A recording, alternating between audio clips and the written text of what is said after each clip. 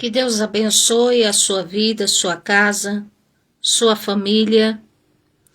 E eu vou fazer uma pergunta a vocês, que inclusive é o título do sermão que o Senhor me deu. Você aceitaria o convite do rei? Então, como diz, eu penso que alguns diriam assim, é claro. Outros diriam, não sei não. Outros diriam, não, não é para mim não. Outros diriam assim, grande oportunidade. Outros talvez ficassem nervosos ou ficassem assim, assustados. E diriam assim, que oportunidade fantástica. Conhecer uma realeza é fantástico. Mas acontece que o rei que eu estou falando é o Senhor Jesus Cristo, o Rei dos Reis. Ou seja, o texto de Mateus 22, do 1 ao 13, ele não é um texto apenas de cunho futurístico, cunho apocalíptico, mas também ele retrata a realidade que tem acontecido nos tempos de hoje. Muita coisa está acontecendo nos tempos de hoje. Então, sobre o convite do rei, como é que as pessoas recepcionam? Como é que elas, vamos dizer, elas ouvem e elas, vamos dizer, recepcionam ou reagem ao convite do Rei dos Reis? E aqui eu dividi esse texto em 5 partes. E a primeira parte é Mateus 22, 2. O reino dos céus é semelhante a um certo rei que celebrou as bodas de seu filho e enviou os seus servos a chamar os convidados para as bodas, e estes não quiseram vir. Então aqui, no contexto do texto, esses que não quiseram vir, representa a princípio o povo de Israel. Ou seja, tiveram a oportunidade, mas não quiseram vir. Como diz o Evangelho de João, capítulo 1, versículo 11, veio para o que eram os seus, mas os seus não receberam. Mas todos quanto receberam, deu-lhes o poder de serem chamados filhos de Deus. Só que o Senhor veio primeiro para os judeus, mas eles não o receberam. Ou seja, não aceitaram de bom grado. São esses aqui das bodas que tiveram a primazia, a oportunidade, a primícia da oportunidade de participar, mas rejeitaram. E também aqui, no livro de Atos, capítulo 13, versículo 46, também tem uma observação a se fazer, que está aqui escrito. Atos, capítulo 13, versículo 46, que assim está escrito. 13, 46. Aqui. O 44 diz: e no sábado seguinte, ajuntou-se toda a cidade a ouvir a palavra de Deus. Então os judeus, vendo a multidão, encheram-se de cólera, de inveja, blasfemando e contradiziam o que Paulo dizia. Mas Paulo e Barnabé, aqui está dizendo que Paulo e Barnabé, usando de ousadia, disse: era mister que vós, se vos pregasse primeiro a palavra de Deus, ou seja, era necessário que pregasse a palavra de Deus para vocês primeiro. Mas visto que vocês a rejeitam, então vos não julgais dignos da vida eterna. E eis que nós nos voltamos para os gentios. Então aqui, Paulo, ele pregou para os judeus. Mas, como diz, os judeus não aceitavam.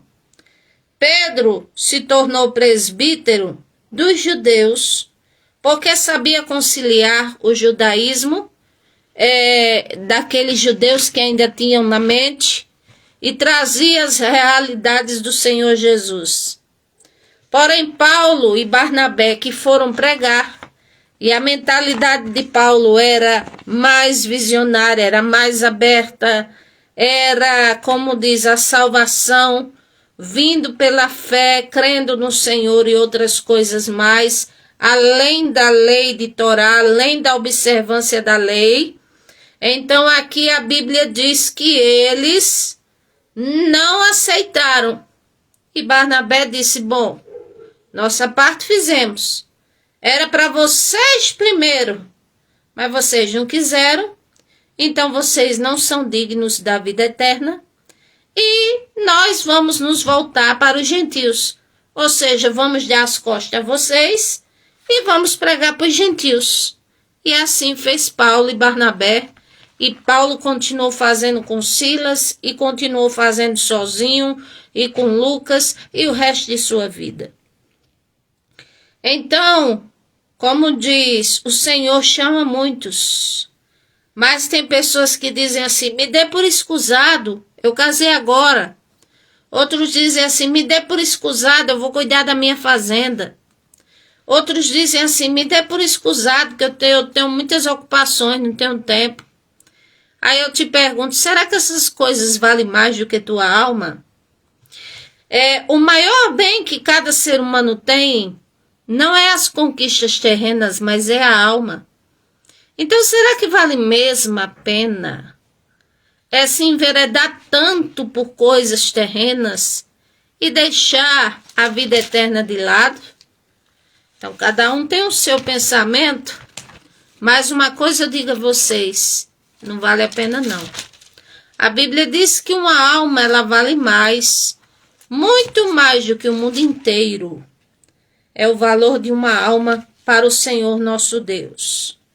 Depois, o segundo ponto que eu quero falar aqui, do convite do Rei dos Reis para nós. Podemos ver aqui na sua palavra, glória a Deus, Mateus 22 que eu estou lendo.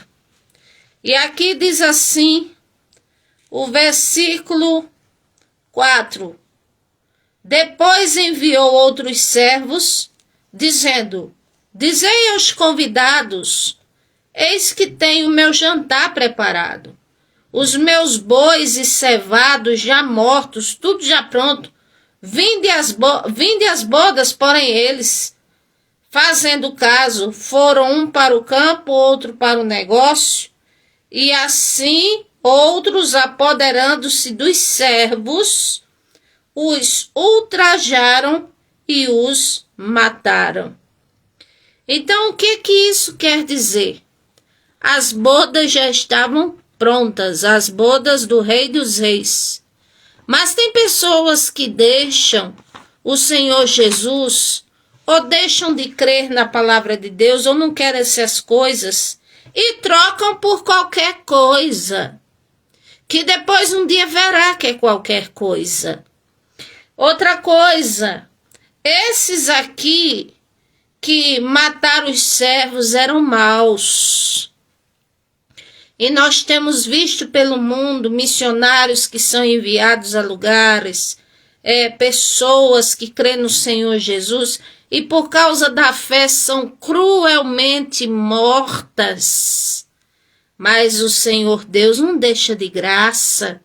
Não é à toa que tem acontecido mais do que nunca terremotos, maremotos, o Senhor engolindo cidades, o Senhor, como diz, fazendo grandes vamos dizer, abalos por causa, como diz, dos nossos próprios pecados. Ou seja, pessoas, quando recebem servos de Deus, há lugares que matam sem piedade, pisam, colocam em vala, mete fogo, mete álcool, outros enforca, outros dão tiro. Então, depois, como diz, isso causa a ira do próprio Deus. Porque aqui diz que quando o rei soube que os seus servos foram ultrajados e mataram, então o rei, tendo notícias disso, encolerizou-se e, enviando os seus exércitos, destruiu aqueles homicidas e incendiou a sua cidade. Então quer dizer, o rei ficou encolerizado. Aí eu trago a vocês a seguinte pergunta: por que o Senhor Deus fez descer fogo do céu, queimou Sodoma e Gomorra? Porque eram maus. Por que é que o Senhor depois destruiu outra geração que veio de Nínive? Não a que se arrependeu, mas mais na frente, porque eram maus. Por que é que o Senhor, ele destruiu a antiga Jericó do tempo de Josué? Porque o povo era mau. Por que é que o Senhor fez com que o mar se abrisse em duas bandas e depois fechou com o exército egípcio? Porque o povo era mau, perseguiu o povo de Deus. E hoje cidades inteiras sendo engolidas.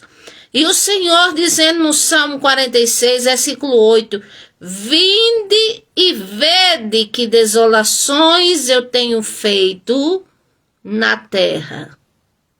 Aí tem gente que quer explicar por todos os meios, filosoficamente, cientificamente, assim por todos os meios, é porque está vendo a normalidade, está vendo a mãe natureza, explicam qualquer coisa, menos reconhecer o próprio Deus.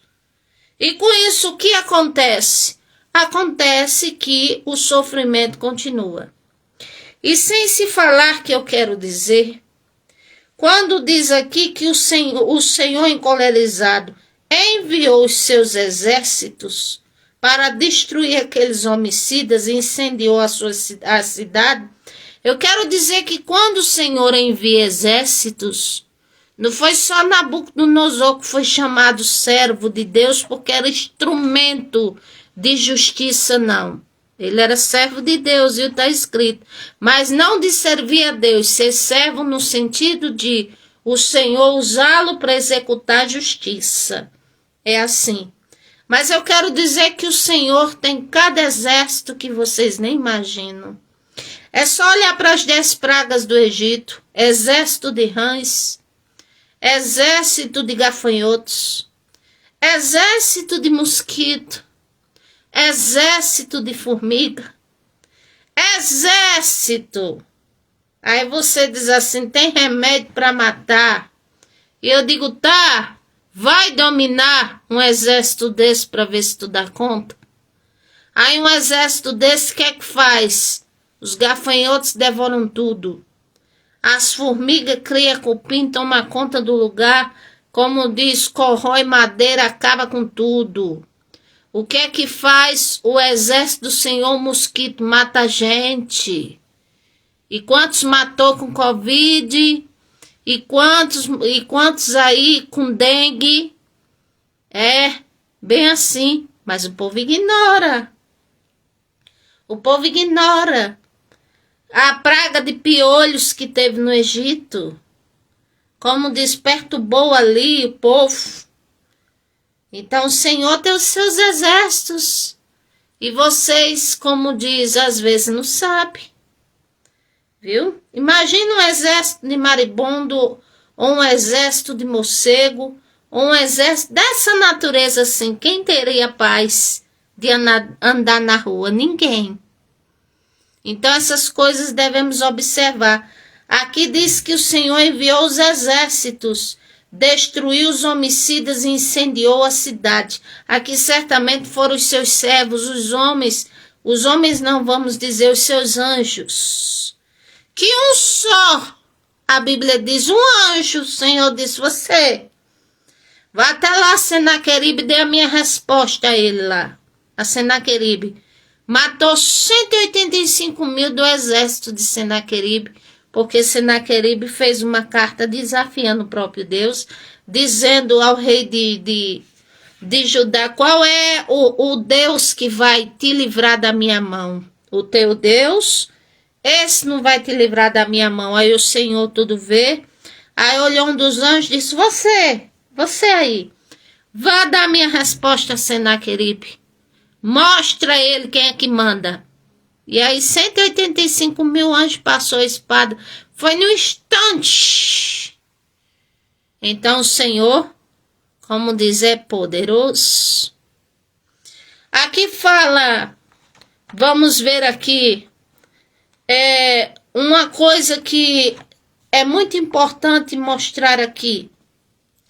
Versículo 8. Então disse os servos, as bodas, na verdade, estão preparadas, mas os convidados não eram dignos. Já pensou? A pessoa ser chamada pelo próprio Deus de indigno?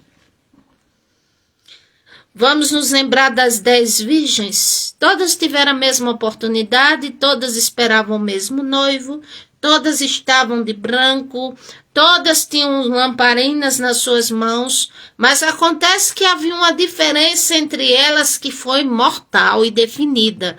É que 5 tinha azeite, como diz, na botija delas, no candelabro delas, como diz, 5 tinha azeite e 5 não tinha. E o azeite significa, como diz, comunhão, vida espiritual com Deus. Representa também comunhão com o Espírito Santo, azeite, poder, tudo isso aí. Aí na hora veio o noivo, a voz gritou e disse, eis que vem o noivo. Aí as 5, como diz, preparadas, despertaram, e as outras disseram, divide com nós o azeite, divide com nós. Mas imagina a pessoa pagar o preço a vida inteira, o Senhor dá os dons por misericórdia, buscar a salvação, se empenhar por ela. Como é que pode dividir essas coisas? Não tem jeito, cada um tem que buscar por si.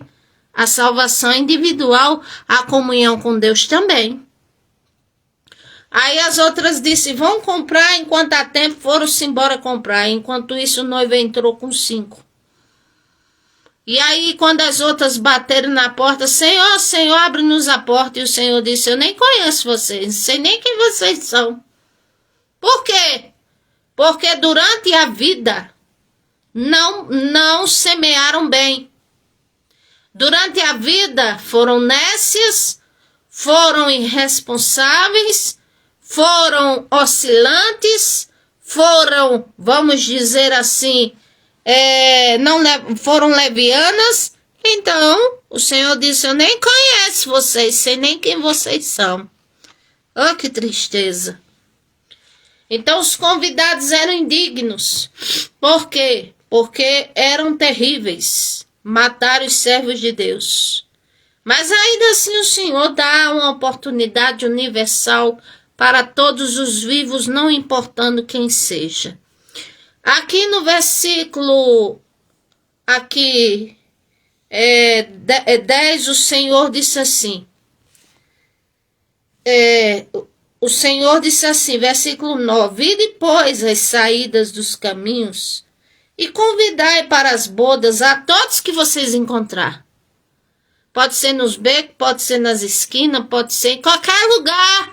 Vocês arrastem gente, tragam, porque eu quero que minha casa se encha. E a Bíblia diz, versículo 10, e os servos saindo pelo caminho, ajuntaram todos quanto encontraram, tanto maus como bons. E a festa nupcial ficou cheia de convidados. Ou seja, por que é que tinha bons e maus ali? O Senhor dando a oportunidade. Significa uma oportunidade. A festa nupcial estava cheia de convidados, mas ainda não havia começado. Então, o Senhor dá oportunidade a todos. Ah, mas por que é que existe bons e maus? Ser humano não é igual? É. Mas acontece que a pessoa sabe se ela pratica o bem ou o mal. É aí que é. A palavra do Senhor fala que o Senhor mandou procurar. E como diz, os judeus a princípio rejeitaram. Aí o Senhor confirma em sua palavra, Isaías 65. Eu fui buscado pelos que não perguntavam por mim. Fui achado por aqueles que não me buscavam. Não queriam nem saber, não sabia nem da minha existência, melhor dizendo. E um povo que não me chamava pelo meu nome. Mas quando eles resolveram me buscar, eu disse, eis-me aqui. Porque eu estendi a mão todo dia a um povo rebelde, que caminha por caminho que não é bom após os seus pensamentos, que me irrita diante da minha face de contínuo, sacrificando em jardins, queimando incenso sobre tijolos, ou seja, o Senhor falando aqui, que ele foi buscado, ou seja, procuraram por ele um povo qual, como diz, não sabia sobre ele, não sabia, vamos dizer assim, da sua existência. Clamaram pelo seu nome, sinceramente, ele disse, eis-me aqui. E esse povo se refere a nós, gentios. Por que chamados de gentios? Porque, conforme a Bíblia, povo gentílico significa que não é judeu, israelita ou palestino, assim, de sangue, que é de outras nações. É nós. Então o Senhor teve misericórdia de nós e anda tendo. E aqui diz, aí ele fala, eu estendi a minha mão todo dia a um povo que era rebelde, que caminha por caminho que querem, que faz o que não é bom, após os seus pensamentos e que me irritam. E esse era quem? O povo de Israel, infelizmente. Era assim. Agora vamos, como diz, todos têm oportunidade. Por quê? Porque enquanto vida, essa é a oportunidade. Sendo bom, sendo mal, dizendo que quer o Senhor, que não quer, que queima a Bíblia, que crê em Satanás, que crê em não sei quem, que não tem religião nenhuma, que não há Deus nenhum, que são críticos racionalistas, que são, vamos dizer, qualquer seja que seja, tá vivo, viva, é o Senhor dando a oportunidade. Agora, aceita se quiser, porque o Senhor, como diz, ele não quer ninguém na presença dele forçado. E ninguém na presença dele forçado não vai ter galardão nenhum. Então, como diz, aquele que vem até o Senhor deve amar o Senhor, amar o próximo a si mesmo e vir voluntariamente. E cada dia que tem de vida é o Senhor concedendo esta oportunidade. Aí aqui fala no ponto 4, versículo 12. O 11 e 12 fala assim, e o rei, entrando para ver os convidados, viu ali um homem que não estava trajado com veste nupcial. Ou seja, ele estava vestido diferente dos outros. Era um convidado, mas ele estava vestido diferente dos outros. E disse, amigo, como entraste aqui não tendo veste nupcial? E ele emudeceu, porque ele sabia que estava errado. E aqui disse, então, disse o rei aos servos, amarrai-o, mãos e pés, levai-o e lançai-o nas trevas exteriores, e ali haverá pranto e ranger de dentes. Por quê? O que significa esse convidado com veste nupcial inadequada? Significa pessoas que diz que crê no Senhor Jesus, que professam fé, mas que não santificam corpo, alma e espírito, que não têm vestes santas, não vivem os princípios da pureza, não vivem os princípios que agrada a Deus, crer no Senhor. Alguns congregam, outros não congregam, e aí, como diz, é como um convidado diferente, cheio de atalhos, inovações, teimosia, casuísmo, contra a palavra do próprio Deus. Aí parece que eu tô vendo. Alguém me ouvindo vai dizer de novo, essa mulher de novo é do tempo da pedra. Nós estamos no século 21. Tudo mudou. A coisa agora é diferente. É assim, o que importa é crer em Deus e todo mundo vai ser salvo. E eu continuo dizendo, creia como você quiser.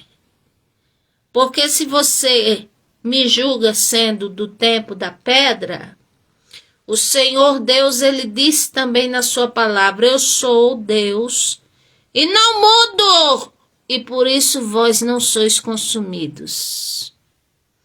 Então cada um é que sabe, cada um está tendo oportunidade.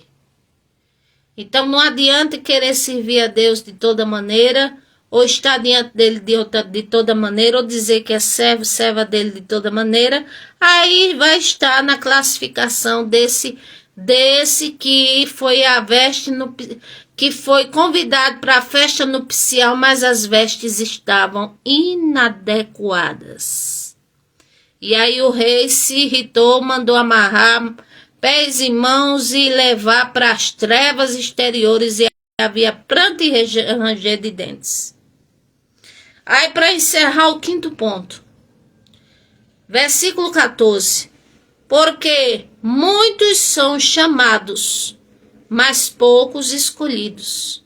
Interessante que as pessoas usam muito esse versículo, né? Associam ali a muitos que dizem, Senhor, Senhor, profetizei em teu nome eu preguei, em teu nome eu fiz milagre, em teu nome eu cantei, em teu nome assim, como diz, fiz, abalei. Em outras palavras, o Senhor é como se olhasse e dissesse assim, você fez no nome de quem? Não foi no seu nome, pois é, mas a sua vida não honrava o meu nome. Eu dei o dom a você, mas a sua vida não honrava a mim e nem honrava, como diz o que você estava fazendo. Apartai-vos de mim que eu não vos conheço.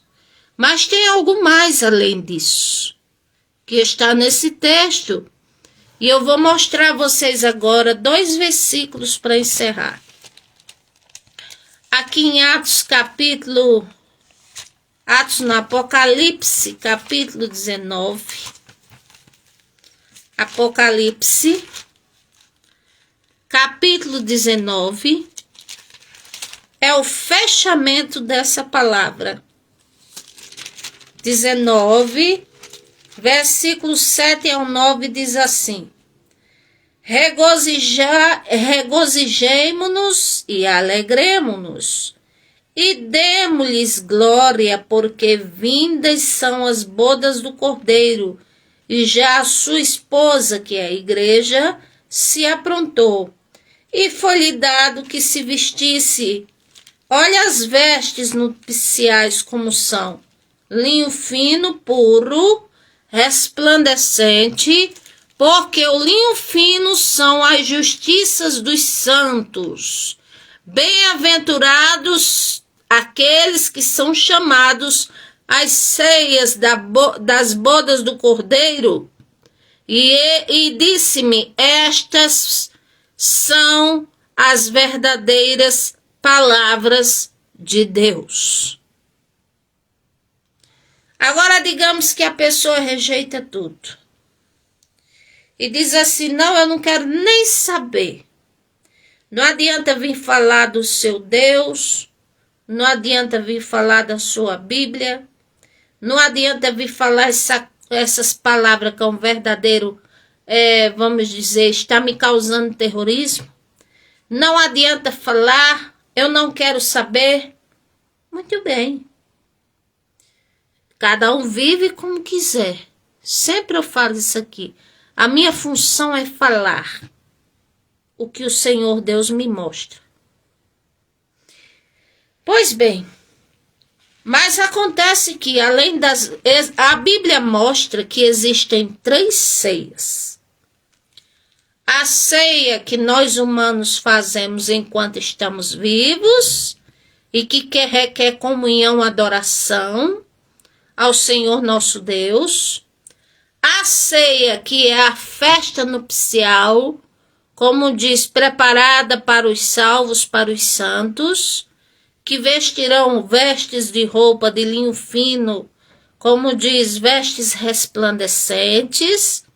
Mas tem uma terceira ceia, e eu vou revelar agora.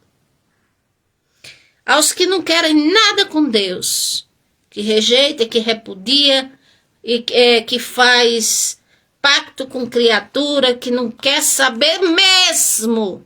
Muito bem, faça o que quiser. Mas você será, se morrer nas condições que está, será um participante, poderá ser, da terceira ceia. E a terceira ceia é essa de Apocalipse 19, versículo 16.